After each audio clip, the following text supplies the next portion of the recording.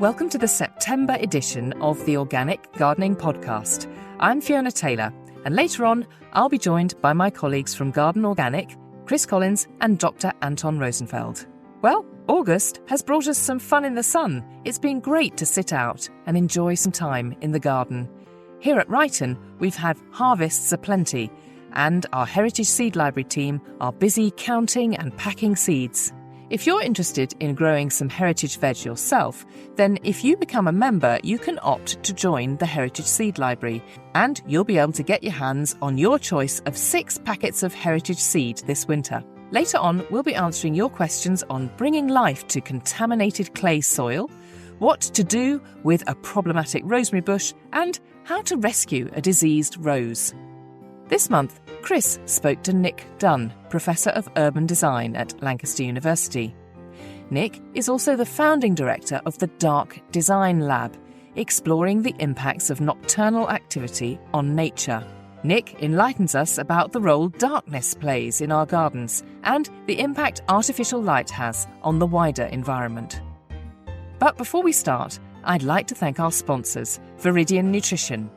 Viridian produce a range of award-winning ethical and organic supplements which include vitamins, minerals, herbal oils and balms. I love the way they call themselves the vitamin company with an organic heart. Their supplements are stocked in over 1,000 specialist health stores across the UK. So to find out more, visit viridian-nutrition.com. That's VIRIDIAN-nutrition.com. But now I'm off to join Chris in the potting shed.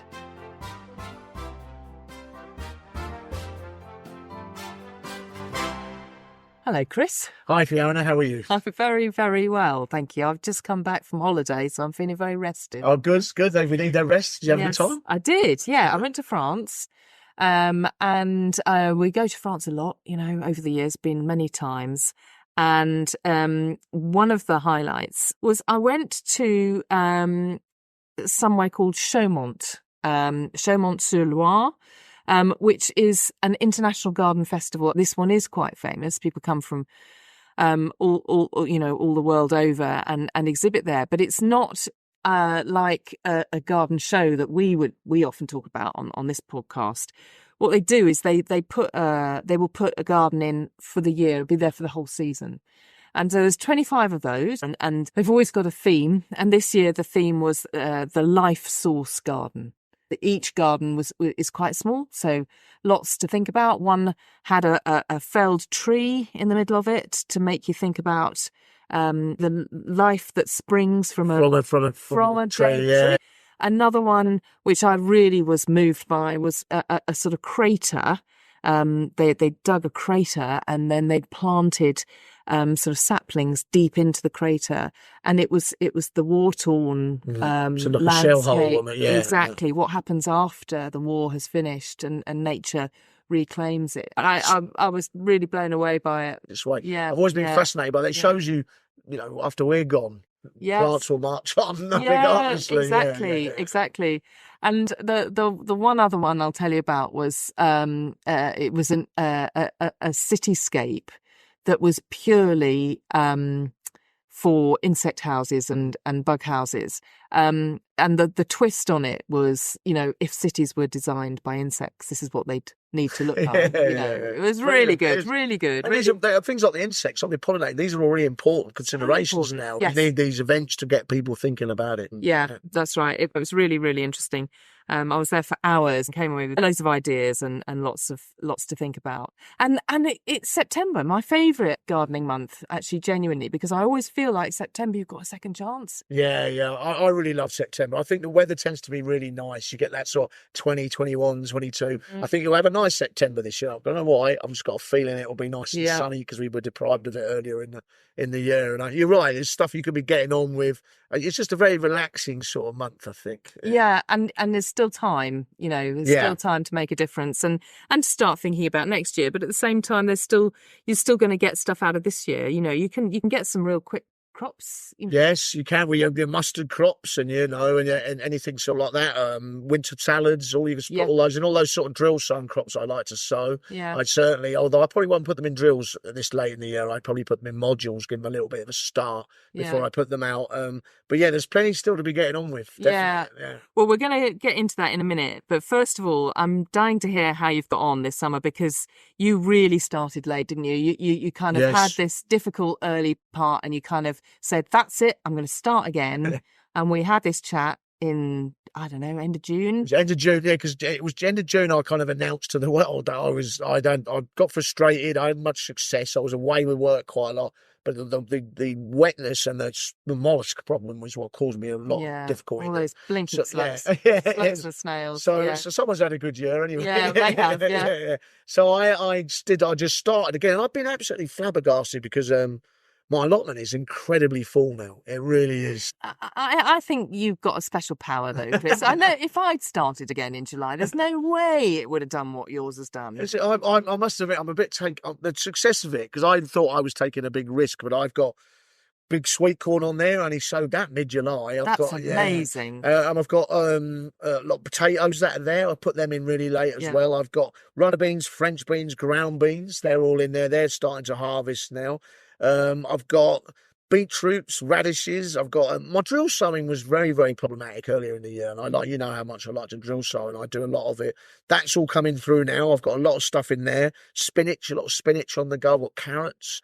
I've got the French beans I mentioned. I had actually last night potato, carrot, and French bean off the allotment with a piece of fish, and they were straight off the plot, and they were just incredible. Yes, they were just absolutely in another league into what you buy out of a shop, just because of the freshness. So really, I mean, the allotment's filled out. All my hardy annuals. Remember, I was talking about them just all being seedlings. Yeah. Well, they've all kicked on. I've got more calendulas, the English marigold. They're all in flower. I've got more Californian poppy.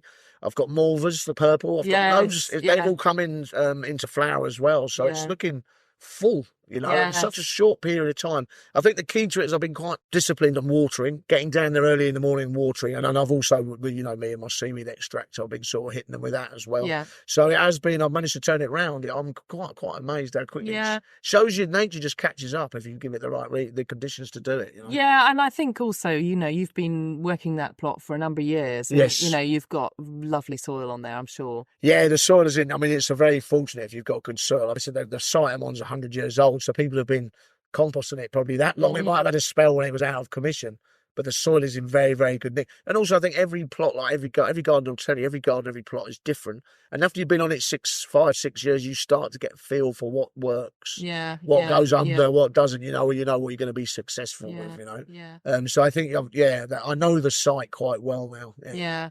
Well, I think you've still got a bit of fruiting to come. Let's see what happens. You've got some really lovely looking aubergine plants, but have they flowered yet? Yes, they've got flowers on the peppers. Okay. I've got flowers on. Okay. If we get this, we had some lovely sunshine this week. I was down there baking. I was on Monday because I do love the sun. If we get that sunny September, I reckon I'll reap all those. And I've got a lot of tomatoes sitting green. Yeah. So they'll be ripening up, hopefully. I did harvest some this week.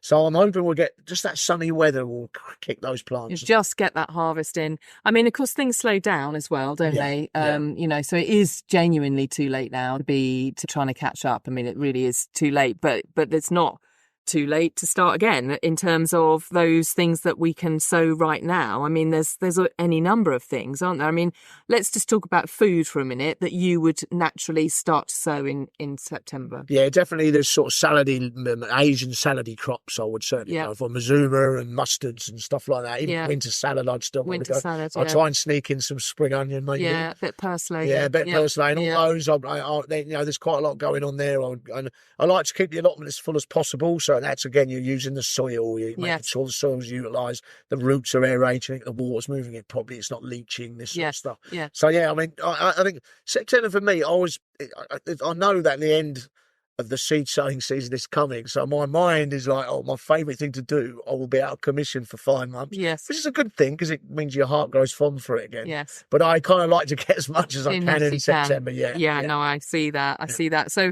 if you were going to do some things directly into modules, do you do them at home in the flat? Or I do them a combo. I'll do some in propagators at home, but mainly I will sow them in my polytunnel, actually. Okay. Yeah, in modules there because the cooler weather, they'll prefer that. Okay, and so what are you going to put into modules then? Well, certainly I'll do a little bit of spitch. I'll put mustard, I'll put pulsane, I'll put mazuma, I'll put mustards, that kind of stuff. I will also start some longer crops for next year, turnips, Swedes I'll put in as well, kale, maybe some broccoli, so that stuff I'll be harvesting later. I will put some Christmas potatoes in as well. That's a great one because I can use a big chunk of the allotment up on that. I'll buy like quite a few sets and I'll take a big chunk of the allotment. So then they get up really quickly. They're fast moving. That means they'll create a canopy or keep my weeds down as well. So I'm quite interested in this because I thought that Christmas potatoes was something that you had to do pretty much undercover. Are you going to do them in the polytunnel? I've just done mine. No, I did mine straight into the ground. I did it last year. Yeah. Okay. So I suppose it depends on what part of the country, what elements you're dealing with.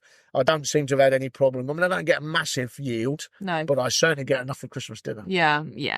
So you're going to put in how many roughly? So and what's the type of potato? It's one called Jazzy, which is a new one there. So I just thought I'd try it. I'll probably put about 30 sets in, and I'll put them in my trenches. So I'll use quite a big space. Okay. Okay. Yeah. All right. Well, you've inspired me. I'm going to see if I can do that as well. Because actually, I was really late with my potatoes.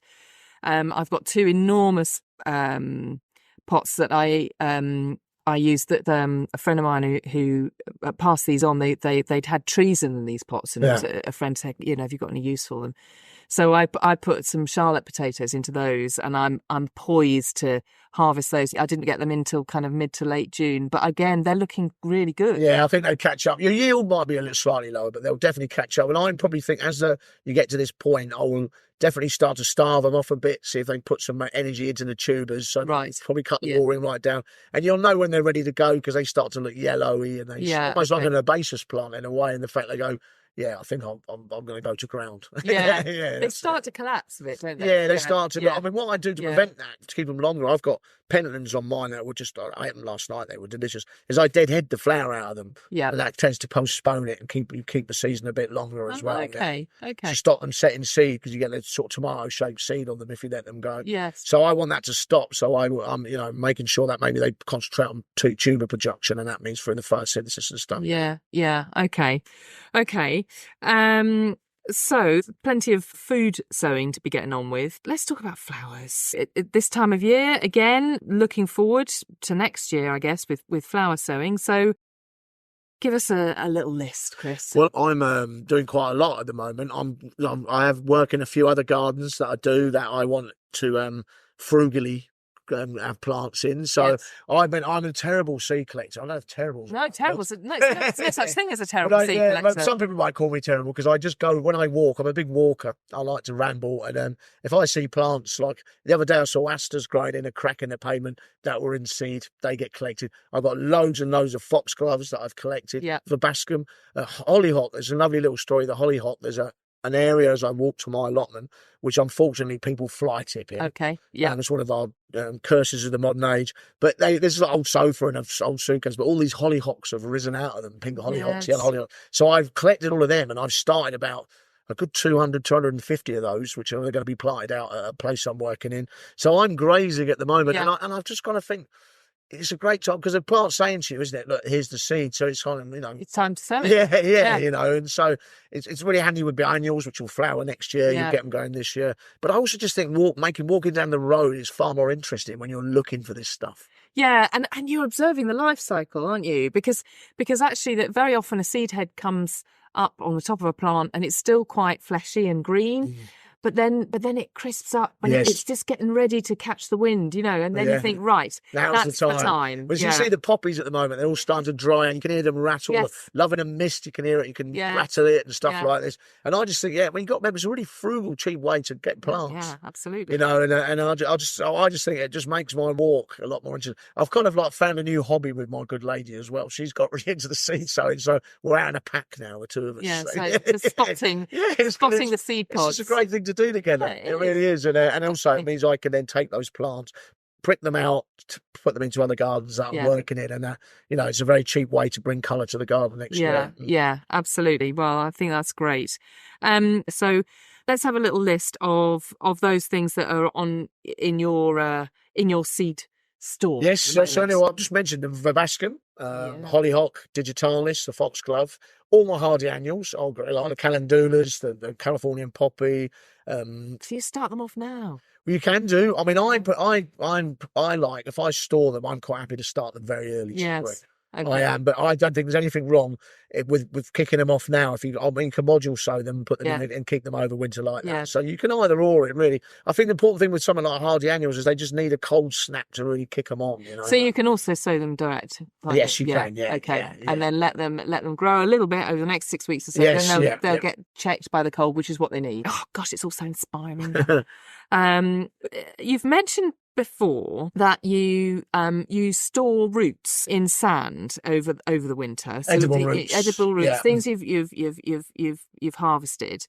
Any other thoughts on how to make your harvests that you're harvesting now last as long as possible? Yes, so I mean the way to do it is to store them in sand, definitely. So you can do it on a small scale. You can do it in crates in your little shed. So in my little shed, but I think the best way to do it is get yourself an old watering butts, the one that you're not using anymore. I can think of a couple that are disregarded on my allotment site, and then I saw this in Stoke on an allotment site there.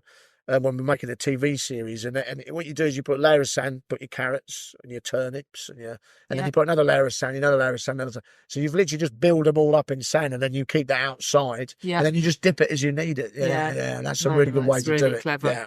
And does it matter if it rains into it? Well, I put your lid on it. You put your lid on it. Yes, you put like your water butt lid on it, and then you're away. Yeah, and it just keeps them nice and cool, and it stops them rotting. Okay. Obviously, as you harvest, leaving bare soil behind. Any tips? Yeah, well, we are great green manures here at Garden Organic, aren't we? So we do love our green manures. When I came here 8 years ago, I become a firm convert of the green manure and listening to the expertise of people like Anton. I put Flissia in this year. Normally I do mustard. Yeah. I put Flissia in because it's a great pollinator attractant as well. So that's all come up. I'll let that grow on. That'll sit there till next spring. But it's not too late to be sowing it. No, I think August, September, October. Really early October is the time to put it in. You want to get the plants up and sit it at certain heights, and I'll get on with it. Basically, that's what I do. Yeah. Yeah. Okay. So any bare soil, get it covered because it's just going to reap you so much reward next year if you've done that now. You think also with green manures, you're protecting the soil. It's just ticks so many boxes. Yeah. Organic feed. It just really, really, quite a crucial part of, especially in an allotment where you've got very hungry plants that grow. Yeah. Well, we've done a lot of write-ups on green manure in our magazine, Organic Way, and I think we've even given a calendar this year of what to sow when. But if you've never tried it, give it a go. I mean, Phacelia is one of my favourites because it's such a pretty, it's beautiful flower. It gets actually covered in bees as well. Totally, and that will germinate. Late. That will keep going in terms of germination. You don't have to get that in too early.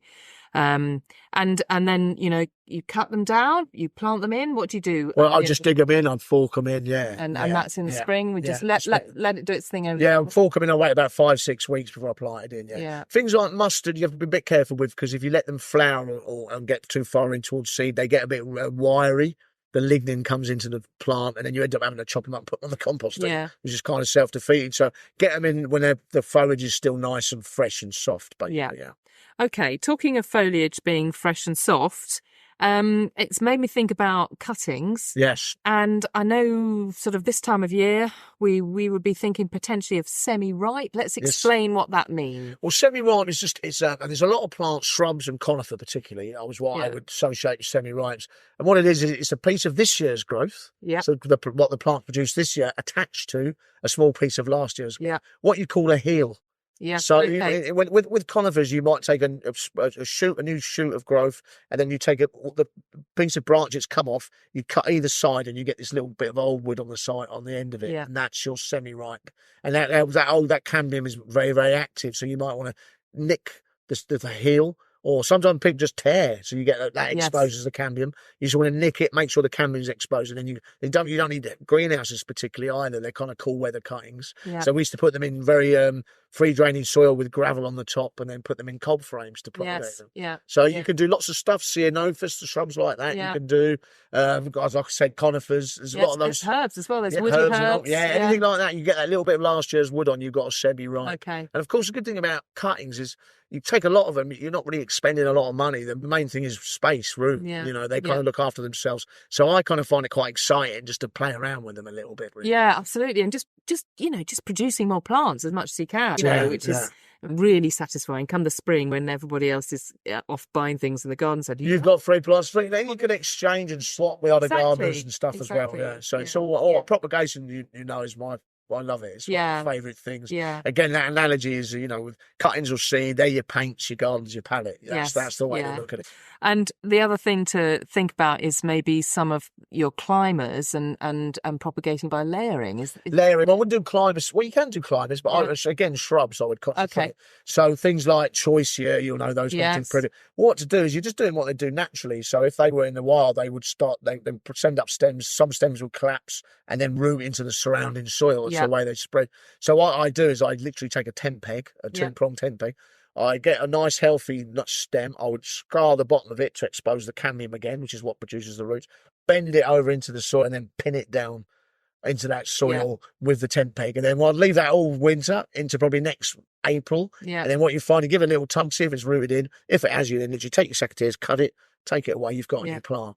So it's a bit like what strawberries do. Yes, it's like a runner, So it's a bigger version of runner. Yeah. So it's not coming out in stolons, but you're using the actual plant, but it is again. So they're expanding by layering the surrounding area, basically. So you take advantage of that. You could do air layering with things like magnolias, house plants like ficus, rubber plants, where you literally take a stem on the plant itself, scar it, pack it with moss and then seal it in a plastic bag with string or lackey bands. You leave that till next year, and then it roots into the bag, and then you can take that piece off as well. Okay, air layering. Yeah.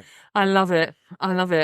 I could never talk too much about propagation. I find it absolutely fascinating. I think my garden is this kind of great experiment, And you've got source, you're making plants, and you've got stuff you can move, you can engage the garden in with more. I think it's very, very exciting. I've never got bored of it in 4 years, put it that way. Absolutely. And if there was a time to start doing it, then September is a key month. Yeah.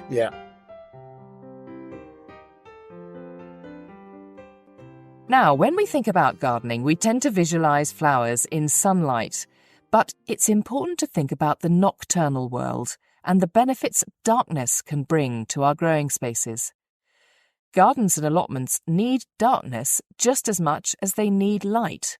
And that's exactly what Chris explores with Professor Nick Dunn.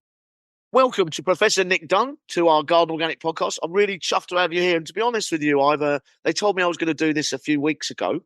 And I've been really looking forward to it ever since, because the subject matter, from a gardener's, particularly a gardener's point of view, I feel like I'm going to enter a whole new area here. And I think maybe the listeners will as well. But you've got some really interesting job titles. Tell me a little bit about what you do for a living and what your titles mean. Okay, so thanks, Chris. Really looking forward to having a conversation with you today. So I'm Nick Dunn. I guess my official job title is Professor of Urban Design, but I do a few other things. So my main job title is Executive Director of Imagination. Now, that sounds like quite something, doesn't it? But Imagination is the design and architecture research lab at Lancaster University. So we're looking at all different ways that people will interact with the world, how we can protect not just ourselves as a species, but all the other beings that we share the planet with. One of the things I've done a bit more recently over the last few years is I've set up what we call the Dark Design Lab at Lancaster University, and I'm the founding director of that. Now, that is really trying to develop a new kind of way of thinking how we work with the nocturnal world. We tend to think about our lives as always needing more light, and certainly our experiences of gardens and things tend to be in the daytime. So how do we start to have a more responsible relationship with the things that happen between the hours of, sunset and sunrise, rather than just causing some of the more negative impacts that we do as human beings? But I've always been of the view that lots of little things make a difference. So if you start with back gardens, for light pollution in back gardens, and everybody thinks about that, then obviously that becomes a greater movement, a greater form of consciousness, I suppose, in a way. Absolutely. And I suppose it is, you're right, because I don't think many people, if I chatted to them, or if I chatted to all the people I know, would be concerned about what happens at night. People just don't, that's where they sit in front of the telly, isn't it? Yeah, I think that's really true, actually, Chris. I think it's about perception and it's about values, because from a very young age, we're generally told to be afraid of the dark. We're afraid, we're told to be worried, safety, security, and I'm not diminishing any real concerns there about public safety. I'm not trying to turn all the lights off, get rid of them all or anything like that. But I think we're predisposed as human beings to have a fear of darkness. Now, that made sense to our ancestors because landscapes were much darker than they are now. They didn't have artificial light, if at all, or certainly in the same way that we do. In our brain, there's this very primal fear of us being worried about darkness and what it might contain. And the history of humankind is a history that has encouraged more and more light. So we associate it with safety, don't we, basically? That's psychologically we associate with safety. But I think the night is such an incredible thing to be embraced. But it's also really important in our gardens, isn't it? Because to talk a little bit about the importance of wildlife to our gardens. Obviously, the light levels affect all of this, don't they? And what happens nocturnally. Absolutely. No, it's great to really get stuck into this now. I mean, let's be very clear.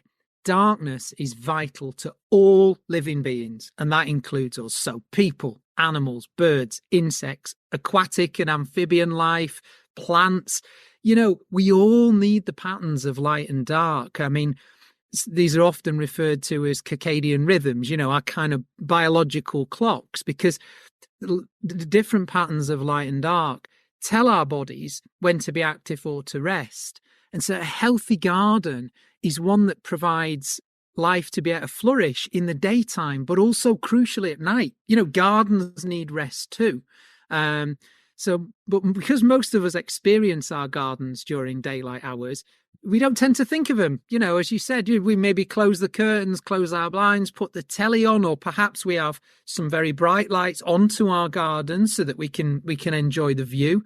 But the nocturnal world is very important for plants and animals. It's absolutely crucial. It's interesting, because we always think of that, the moth, you put a light on and the moths come. So they must affect their routine, their life patterns. But that applies to lots of things, doesn't it? Bats, birds, or how does it disrupt wildlife in the garden? So what light pollution basically does is it alters the way plants and animals behave. And as you gave, the classic example is of moths being drawn to bright lights. It's not just moths, of course. I mean, they are the most visible ones because we tend to see them quite quickly. Sometimes we put lamps on, they immediately appear. But beyond that, it's much more serious because it can interfere with important feeding, mating, navigating, and also prey-predator relationships. So light pollution has led to a huge decline in bird and insect population.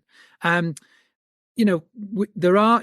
will generally avoid it, for example, because they can't hunt so successfully. There are some cases, and this is where it always gets messy, and it's never a clean story, that because they can see lots of moths, they will use it to their advantage and feed, but that then puts the bats in more vulnerable situations from their own predators. It can affect when owls hunt. Birds can often start singing earlier in urban environments because they think dawn has appeared when it hasn't. So, because you're getting that sky glow, that kind of yellowy orange aura that we often see over our towns and cities. And plants, of course, are affected by light pollution. That's not just night blooming flowers. So there are, of course, different plants that really, have their movements in the nocturnal hours. But when you have too much light pollution, it can affect the way plants and trees behave that would normally be active during the daytime. So there's been quite a few examples of trees in very urban areas that aren't shedding their leaves when they should, and that can really mess them up in the long term. That's incredible. So that is affecting the physiology of both animals and plants, isn't it? And this problem is, I take it. I mean, I always think, they always show you that map of from above of the earth, and you show you the UK, and London's just this big splodge of yellow where there's and obviously things like, if I go into the city at 1 o'clock in the morning, all the lights are on. So I should imagine this problem probably getting worse, isn't it? It is, unfortunately, and that's to do with us having more lights in terms of quantity, but it's also the quality. So a lot of our street lamps now in the UK have been replaced from the old sort of sodium bulbs to the white blue LEDs, and they're often first generation type of bulbs, so they're not dimmable. They're just fixed, and that it's to do with the wavelength that can also affect. You see, other species are not so bothered by the warmer ends of the light spectrum, so the sort of orangey red lights, not so much of a problem, but the blue end of the spectrum, the very bright white light, that's very disruptive to other creatures and plants, and also us, actually. It sort of disrupts our own sleep. And of course, it can have quite serious health consequences if we're exposed to it a lot. I mean, the prevalence of lots of serious diseases and health conditions is really notable in night workers because they're basically doing something unnatural. They're making their body stay awake when it actually doesn't want to. And although they might have shift patterns that allow them to rest during the daytime, they're actually making themselves very, very unwell. I always think, being obviously from Garden Organic, we're big thing of us, what we do is soil and soil health. Does it affect the soil, do you think, and the microorganisms, this sort of thing, affected by it as well? Absolutely. So it is a whole ecosystem approach, and it must be having an effect on those things. I mean, very sadly, you have some insects and birds experiencing what we call fatal light attraction, where particularly with bright sources of light, they are drawn to it and then often can't leave it. So you get birds crashing into buildings, which obviously they can get injured or even die. And insects just keep being attracted to this point of exhaustion, and then they pass on. So all the things that are living off those things, the aquatic life, the amphibians, the birds, all those things get affected, which then, of course, affects all the bigger things that get affected by that. So some of our mammals, etc. So it's disrupting the balance of the garden, that nocturnal daytime. Does it affect things like plant physiology? Obviously, a plant's chemistry is different in the day to the night. Would it affect something like that? Yeah, it's variable because it does depend on the species of plant, but it is affecting it. I mean, street lamps being on all night near trees and them just not shedding their leaves, and by the same token, lamps, in our gardens and lights, they can have a serious impact on our plants because they're making them do something they won't. In the same way that if we kept our bedroom lights on all night, we would have a very different pattern of sleep, most of us, than if we took them off and try and make our places as restful and as dark as we can.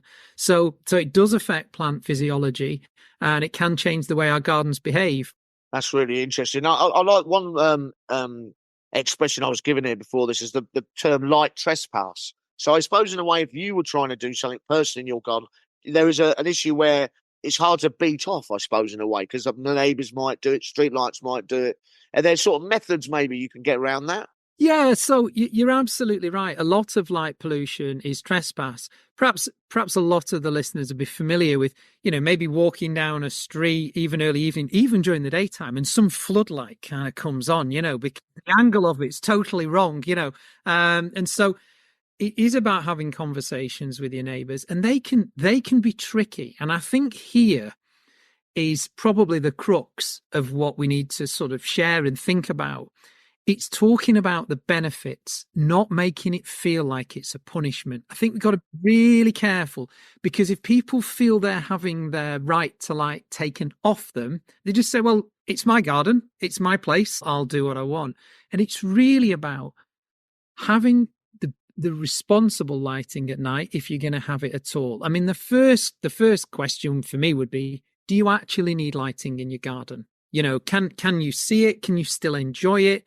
You know, if you are going to have it, then what kind of purpose is it serving? I mean, I know particularly, well, we're supposedly in summer. It's not felt much like it, has it, this year? But, you know, not everyone wants to sit in their garden in darkness waiting for their night vision to kick in. Okay, I get that. But so we're probably thinking about ambient, low-level lighting that can be really atmospheric.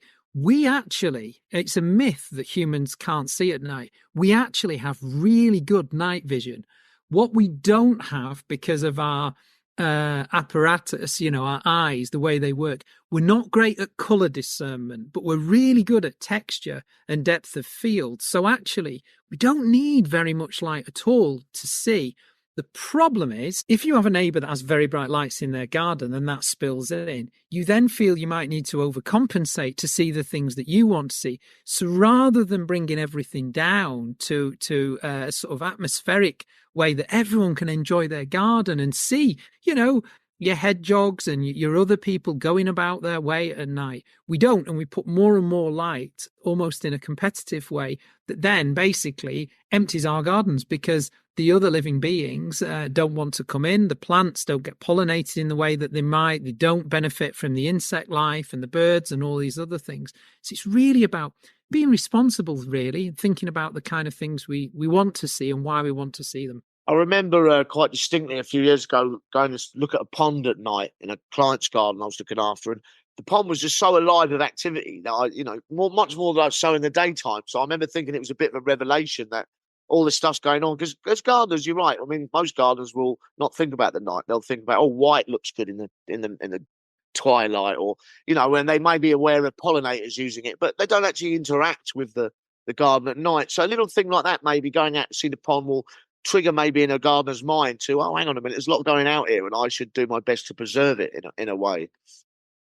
Absolutely. I mean, you know, I live in a fairly built up urban area in South Manchester, and, you know, yet we don't have lights in our garden, but it's still a pretty light area. Of course, it's a suburban street, but we can watch bats come into the garden and feeding, and it's the most amazing thing at twilight. You know, we'll see the odd fox moving at the bottom of the garden. Don't get many hedgehogs. I haven't seen many of those.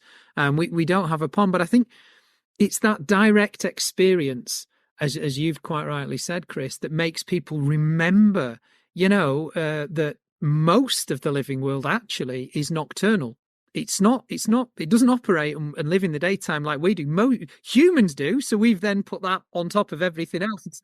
Well, it's a human world. So you've got to live in a human world. You know, we've done that in all kinds of ways that are outside of the scope of this conversation. But certainly where light's concerned, we've forced other creatures really to live to our rhythms, but we've even stretched our own. You know, we've sort of adopted 24/7 ideas about how places should be, our lifestyles, our social media pinging away and all that stuff.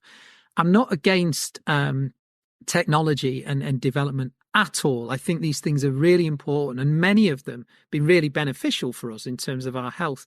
But I think it is about us reconnecting to the natural world through our gardens. That's a brilliant way to do it, because I think there's a tendency for quite a lot of people to think that nature's something out there that we're not part of. You know, we close our windows and it exists over there. And if we're going to have a really positive future going forward, we really need to be integrated with those things and experience it. I mean, if you've ever seen a star-filled sky, you get it. You know, but I think even those simple interactions with nature, you know, at dusk, at dawn, early in the morning, or just seeing those things, you know, even setting up a little camera that can just capture some of these things. You know, people might not want to sit up all night, but you just go, wow, I never realized this place is teeming with wildlife that I hadn't even thought about, because I closed the curtains on it and I watched the television or whatever. It's very definitely the key to it, maybe. I mean, it's, you know, public engagement, public awareness is also a difficult thing because, like you say, where all the climate's in trouble or this is in trouble, so people get overwhelmed by the negativity, which is, and I also, our media tends to emphasize these things, so we're in that battle. But it is a motive, isn't it? In this, I'm like 750 meters to the North Circular in London, which is a busy road, but I'm up in the treetops. I get bats for 2 months of the year. I get bats. So when I see the bat, it becomes very emotive, isn't it? So in a way, I suppose it's encouraging people to look. You just described it there. Same with the pond story. Same with looking at the Milky Way. To get out and just spot something, then that changes the way you feel about it. It absolutely does. And I think, all those things, going out even, I mean, I do a lot of night walking. It's part of my research and the things that I do to see how places change. I know not everybody necessarily wants to go out for a stroll in the evening. Certainly, perhaps on their own, they may feel uncomfortable doing that. And I recognise that. But perhaps with a friend or a neighbour or family, just to go out, at twilight. I mean, now, of course, we're already past the summer solstice. So our evenings, dare I say, are drawing in already, So in a month or so, it will be really feasible to go out and just see what you see. People are quite surprised. I think because we tend to close our curtains on the nocturnal world, we forget that it all carries on, as the planet's rotating, and moving into that darkness, that all this other stuff is happening. And I think there is something very magical about seeing these creatures. I know that some of these stories, about urban foxes, they've had a really bad press, and bats have been used in all kinds of ways, in negative portrayals, horror stories, vampires, all that sort of stuff, But actually seeing some of these creatures and seeing how they navigate the world is a really magical, quite beautiful experience. It does make you think differently about what you're doing and why in your own garden. Yeah, we've, I suppose in a way, actually earlier we were talking about, when we went through COVID, etc. And it was interesting how maybe a lot of people thought about their outdoor world in a little way, or their outdoor spaces. Because suddenly you were looking at things you might not have been looking at before. And as a gardener's point of view, trees under the moonlight when they're silhouetted is just such a staggeringly beautiful sight, isn't it? So just making that connection really is, maybe that's our centre forward in this scenario. I think so. I think that's a beautiful example, actually. There's a very good reason why a star-filled sky has been inspirational for the whole of the history of humanity until very, very recently. The reason it isn't so much now is we don't see it. But we have to remember it's only a couple of 100 years ago that everybody would have seen it. It's fairly recent when we think about how long we've been on the planet, and bigger than that, how long the planet's been around. But it's only with the advent and then widespread growth of a lot of powerful electric illumination that we've put everywhere that we've not had access to these dark skies. They're still there, we can access them.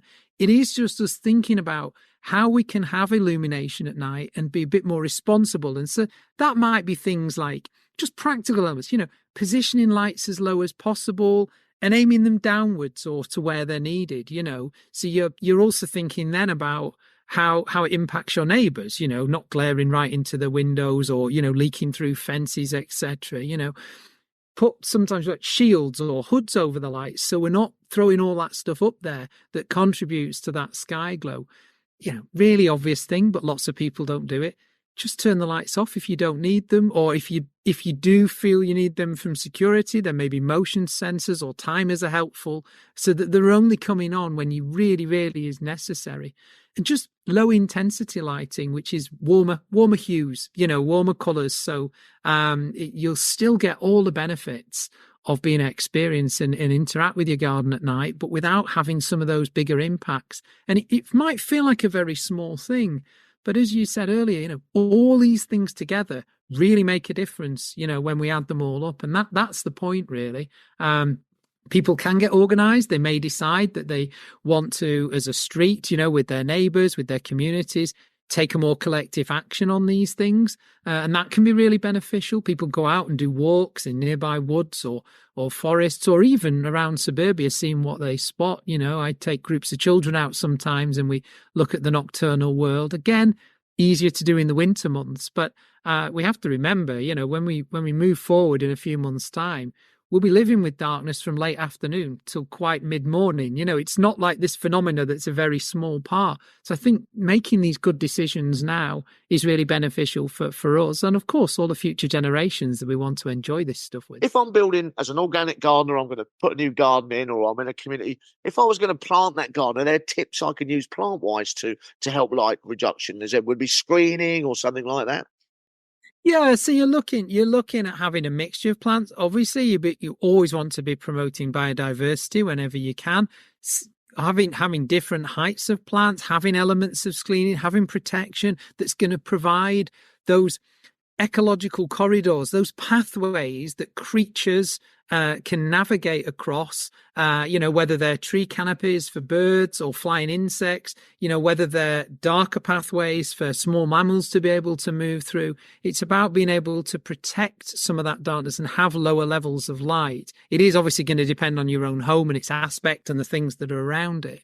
But certainly thinking about the different species and having that screening that provides that shadow, provides that much needed respite so that other creatures and indeed some of the plants can not have that bright illumination sort of thrust upon them all times. So in a way, we need to, this is a good way to look at it, I think, because I sort of see it this way. We need to give it some privacy.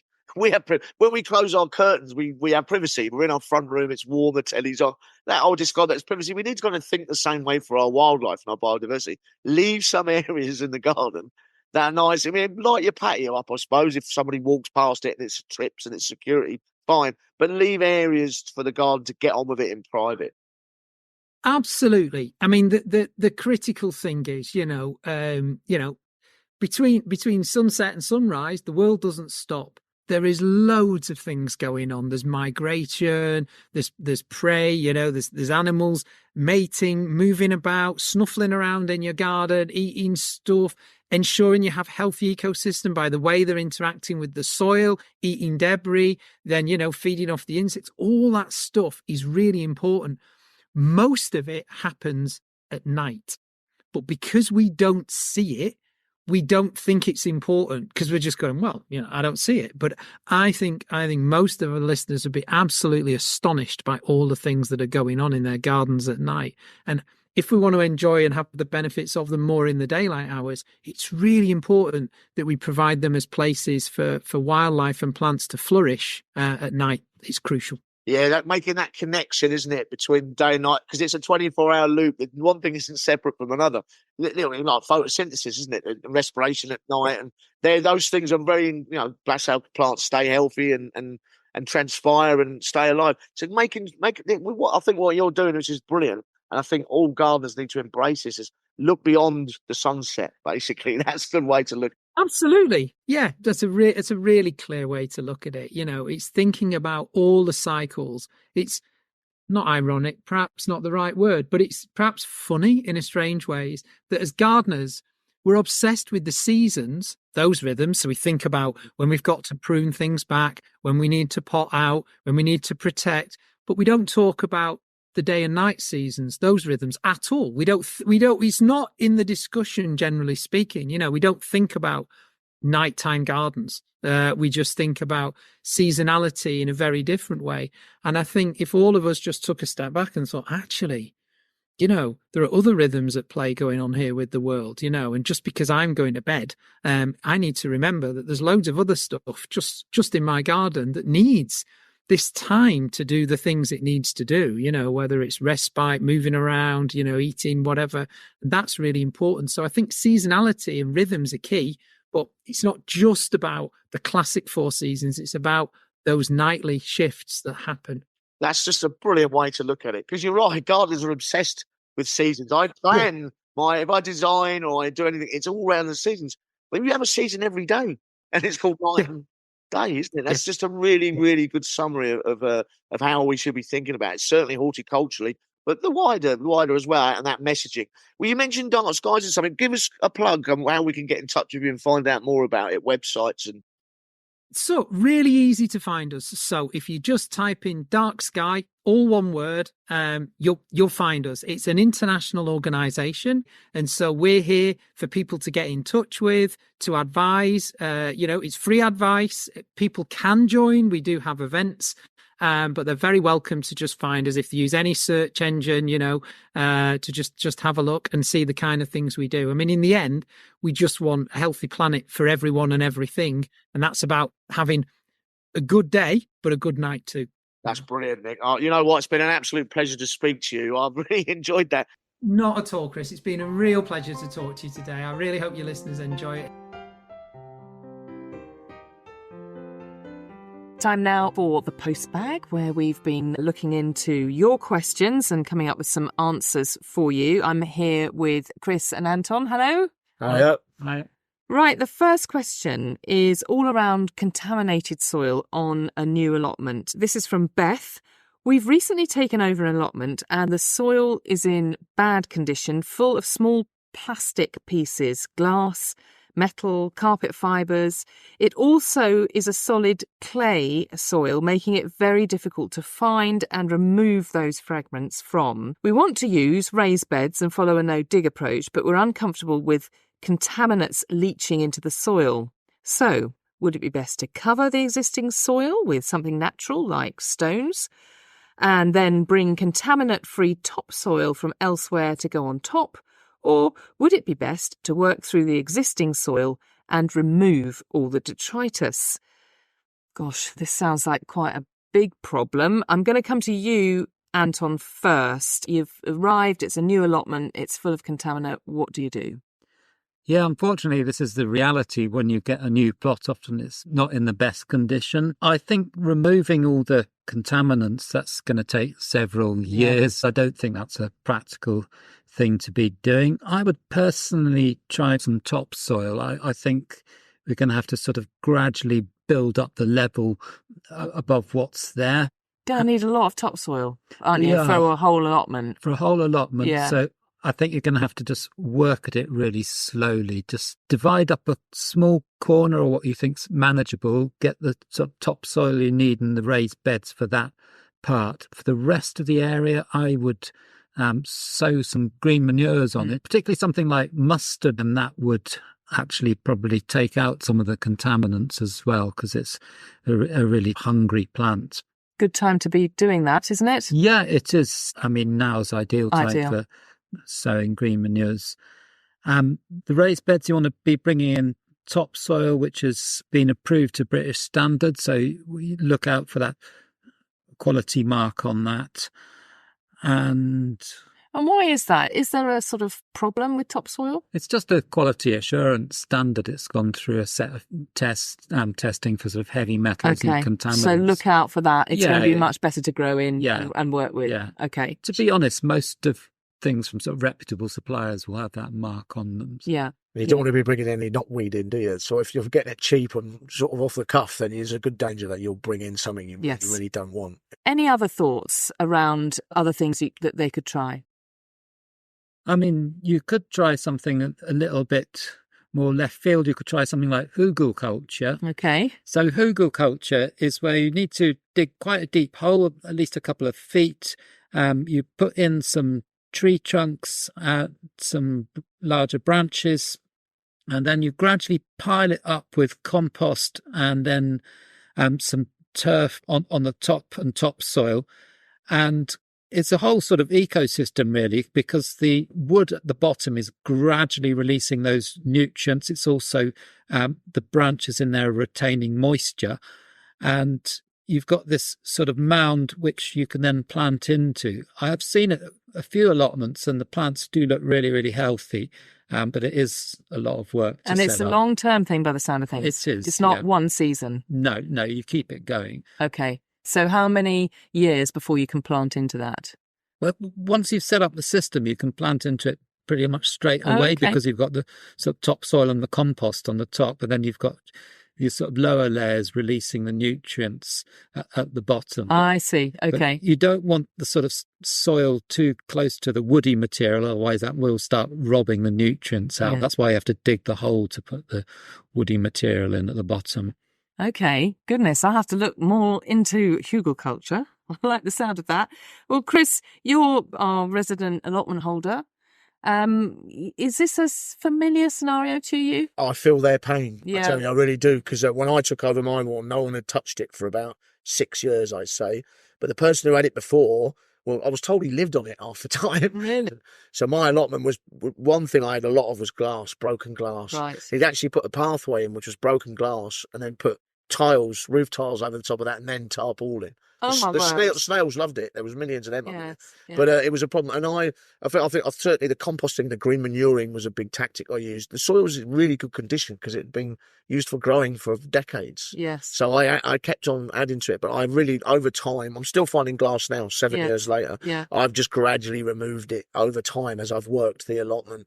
I would if I had it, like you're saying, it's a lot of work. That's true. I could have put raised beds on there, but there's expense to that. It took a lot of time I don't have. Yeah. You know, the Hoogle system sounds great, but I just wouldn't have had the time. So I've just worked away it over time. Make sure you keep feeding the soil, composting, green manures, and keep the soil nice and healthy, and you'll be able to grow in it, I think. Okay, so the main message is don't lose heart. This is pretty common scenario for most people. Go at it gradually. And over time, you'll probably transform it like Chris has. Okay, moving on to a question about a rosemary bush. I'm a bit worried about my rosemary bush. On the outside, it looks healthy. On the inside, it looks as though it's dying. Do you think it's dying or diseased? Or is this just a natural process with rosemary bushes? And this is a question from Anne, who also sent us a picture so we could actually look at this in a bit more depth. Anton, you're pretty sure you know what the problem is. So you'll find the name powdery mildew given to a lot of infections on plants, but actually they're different fungi for different plants.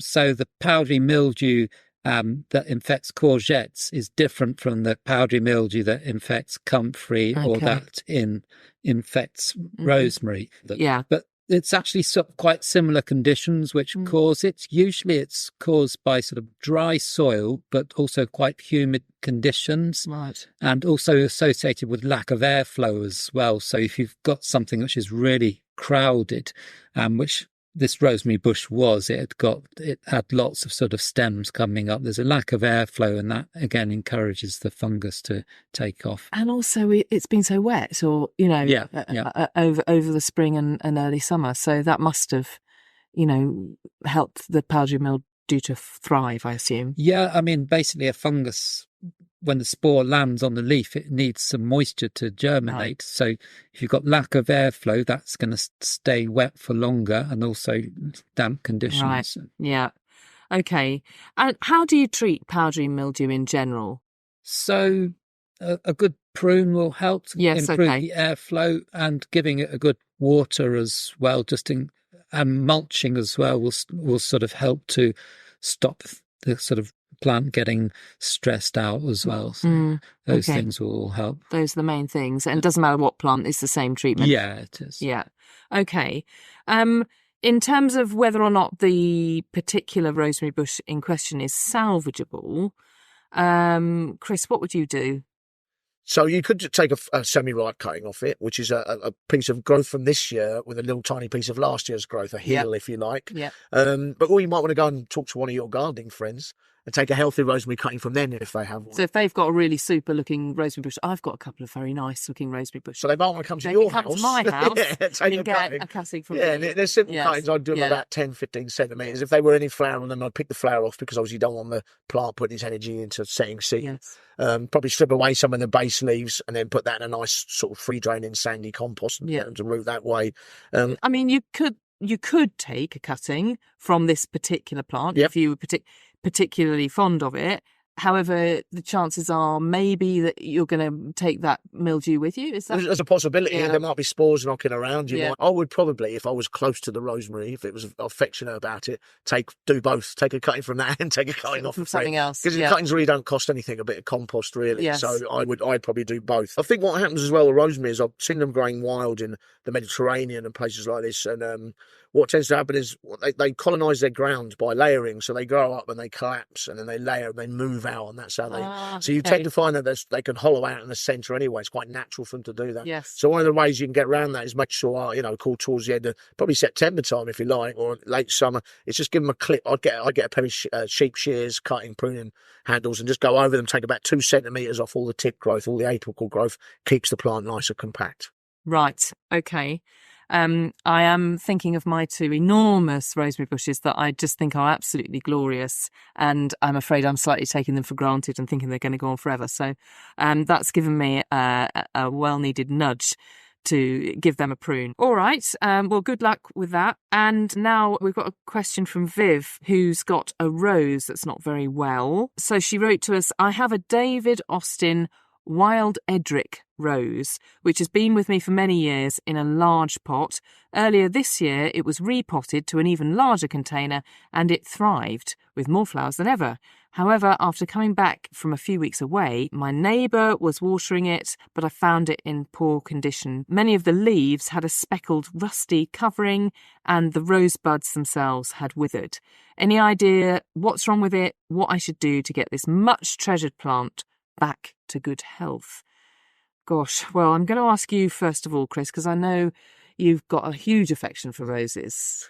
I love it, especially old English roses. This is an English shrub rose. Very, very beautiful. I would have a place for it in my garden, to be honest with you. Yeah. So I can understand the sentiment. I would say to Viv, don't give up on it. Yeah. I'd say that's rule one. I think it's become stressed, and like most stressed plants, they're much more vulnerable. A bit like people, if we get stressed, we're more vulnerable to disease, we're more vulnerable to it. So if it's watered and fertilised, as it's in a pot, healthily, it might not be in this position, but it is. But it's not time to give up. Rusts tend to be host specific, so the rust will probably attacking that rose particularly. I would probably look at definitely giving it a decent haircut, and giving it maybe a nice thick layer of well-rotted horse manure onto that pot. Cut out any dead or diseased material and let it go again the following year. I think they're quite resilient plants. I mean, the shrub roses are just great because you can plant them in herbaceous borders, and because they're quite low and they just flower quite heavily. If you deadhead them, they'll keep going. I mean, they're very, very beautiful plants. So I would not. It's stressed. You've got a stressed rose. Yeah, I mean, I think it's always going to have an additional stress to it by being in a pot. You know, yes, it's more vulnerable. If it dries out, particularly, because the roots are just going to suffer far more than if it was in the ground, especially if it's in a terracotta pot as well, which tends to heat up a little bit.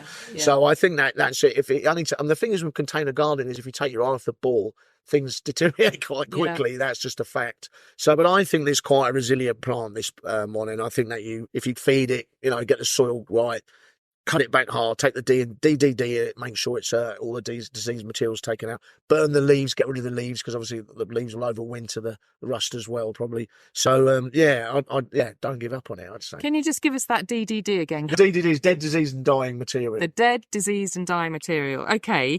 Anton, just talk us through a little bit more around rust, black spot, the kind of things that roses are susceptible to. So the rose rust, you'll notice it's got sort of orange spores for the beginning of the season up until the summer, and those are the ones it uses to spread to other plants, and then later on you get more these sort of black spores on it, which then those are the ones which are the resting spores. So fungi often have different sort of stages to them, so it forms these resting spores, and those are the ones which will then fall into the soil or go onto sort of old plant material and overwinter. So you really don't want to be spreading those around. So like with black spot as well, the main things you can do against these fungi is to make sure you cut off any dead material, like Chris said, any sort of disease material. But also sweeping up all the sort of old leaves as well, because they're a sort of big reservoir for all the sort of disease material. Those are the sort of two main things. I mean, these diseases, they have bred some resistance to them in varieties, but unfortunately what tends to happen is that the disease gets wise to this, and about a few years later that sort of resistance breaks down. So wild Edric used to be resistant to rose rust, but the rose rust has got wise to this now. So you continually need to observe and clear away anything that's looking not well, and then get rid of. And presumably you can't then put that in the compost heap, I assume. No, I wouldn't. That would definitely be something good way you of wouldn't. Overwintering it. Yeah, okay. All right. So really clear then, Viv, you need to be continually deadheading. That will get the best out of your rose. You need to be watching for any diseased or dead leaves and remove those altogether from the plant, and don't compost those. Give it a good cut back because it's tough enough, this particular rose, we think. And good luck. Let us know how you get on. So thanks very much, Anton and Chris. Thanks, Fiona. Thank you. That's all we've got time for this month. On the next episode, I'll be catching up with Sally Morgan about gardening in the face of climate change. Do send us in your organic gardening questions. You can contact us via our website or social media. We're at Garden Organic UK on Facebook, X, TikTok and LinkedIn. And if you're not a member of Garden Organic already, now's a great time to join. Thanks again to our sponsors, Viridian Nutrition, and to Kevin MacLeod for the music. That's it. Until next time.